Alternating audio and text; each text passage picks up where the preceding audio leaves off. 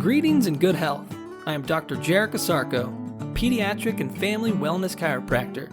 This is your lifeline to vitality, where we discuss ways to cultivate family wellness.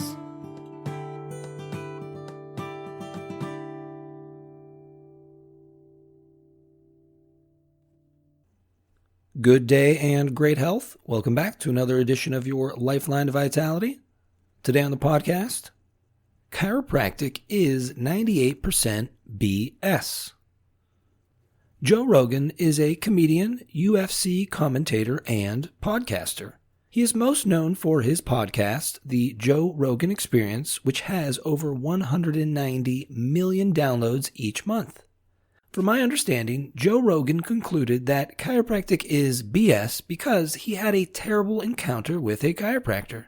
The chiropractor missed an underlying condition, put Joe on a questionable care plan, and for a lack of a better term, gave him the runaround.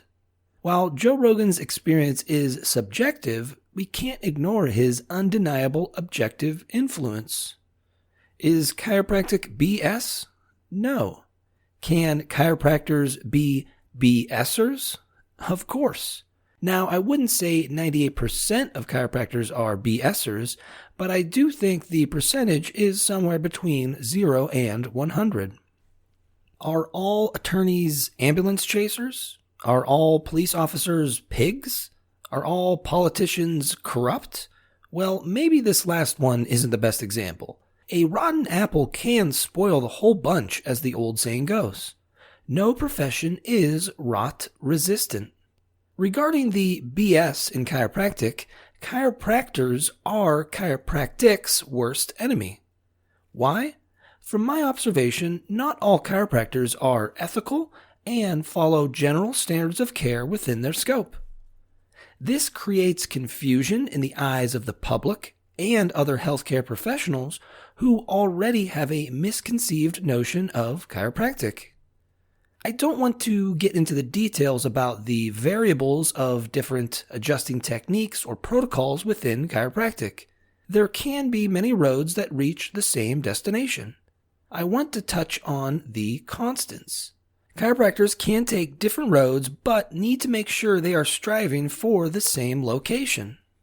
A constant that chiropractors need to concern themselves with is the detection and correction of a vertebral subluxation.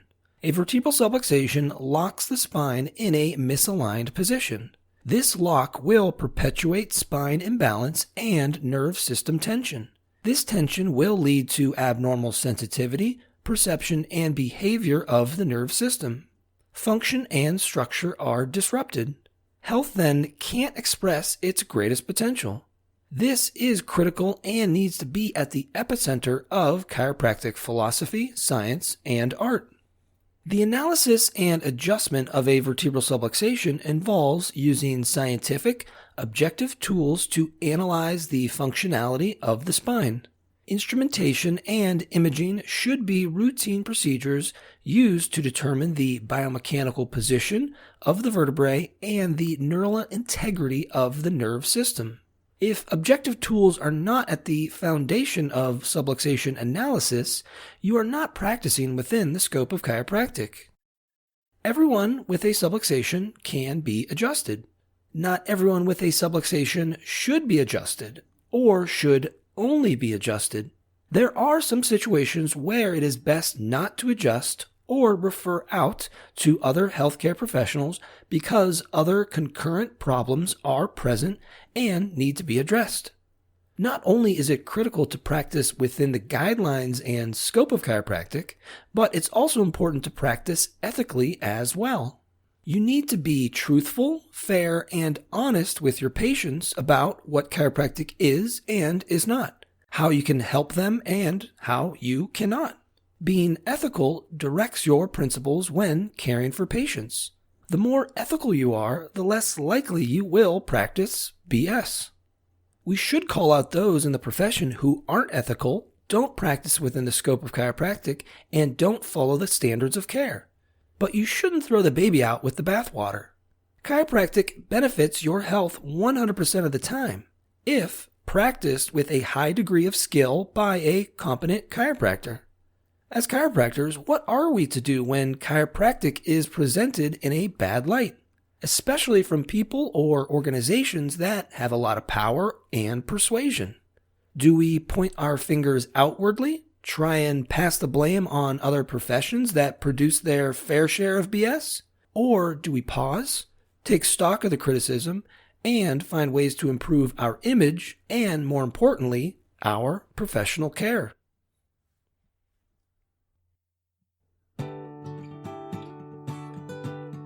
Thank you for listening.